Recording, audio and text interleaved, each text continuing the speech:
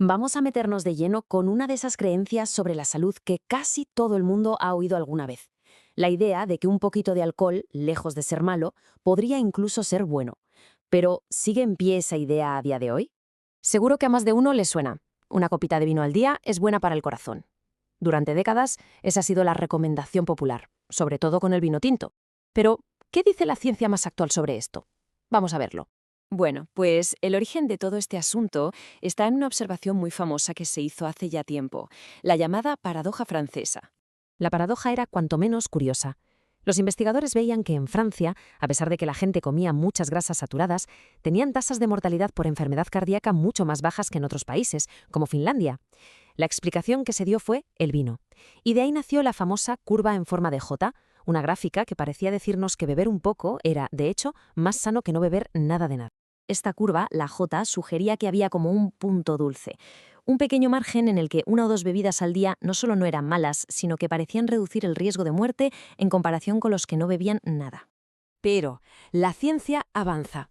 Se revisan los estudios y en este caso una revisión masiva de todos esos datos ha destapado un fallo crítico en esta creencia tan extendida. Y aquí está la clave de todo el embrollo. El fallo estaba en cómo se definía al grupo de los no bebedores en los estudios originales. A esto se le llama el sesgo del abstemio. ¿Qué pasaba? Pues que en el grupo de los no bebedores metían en el mismo saco a gente que no había probado el alcohol en su vida y a exbebedores que lo habían dejado precisamente porque ya tenían problemas de salud. Claro, al hacer esto, el grupo de los abstemios parecía, de media, mucho menos sano de lo que realmente era. La comparación estaba viciada desde el principio.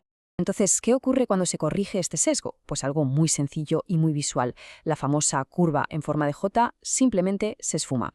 Recordemos, esta era la imagen que teníamos durante años, esa pequeña caída en la curva que sugería que los bebedores moderados tenían menos riesgo.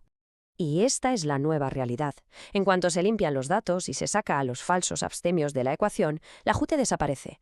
Lo que queda es una línea que sube casi recta. El riesgo para la salud empieza con la primera copa y no hace más que aumentar a partir de ahí. Y ojo, que esto no es un estudio pequeño. Hablamos de un metaanálisis gigantesco de 2023 que revisó más de 100 estudios, con datos de casi 5 millones de personas. Esto no fue un pequeño ajuste, fue un cambio de paradigma total.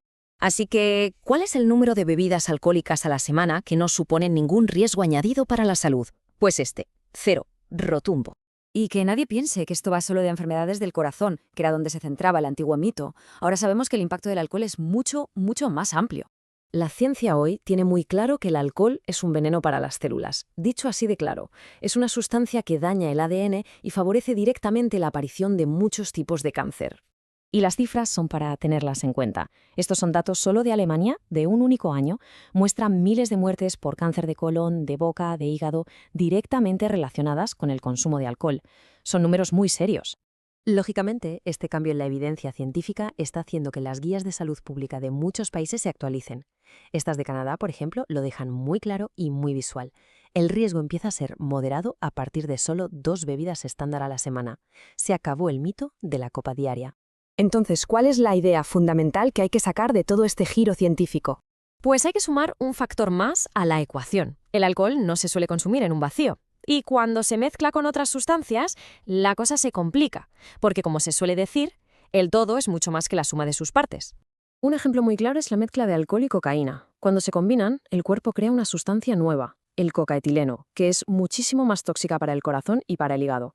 Sus efectos duran más y el riesgo de sufrir un infarto o un ictus se dispara por las nubes. Por lo tanto, después de décadas de estudios, de corregir los errores del pasado y de analizar los datos de millones de personas, la conclusión es un cambio de paradigma total, un antes y un después en nuestra forma de entender el alcohol. Cuando hablamos de salud, el mensaje ahora es simple y directo. Ninguna cantidad de alcohol es mejor que un poco. Menos es sin duda mejor. Y esto nos deja con una pregunta flotando en el aire. Ahora que la ciencia lo tiene tan claro, ¿conseguirán nuestras costumbres y nuestra cultura ponerse al día?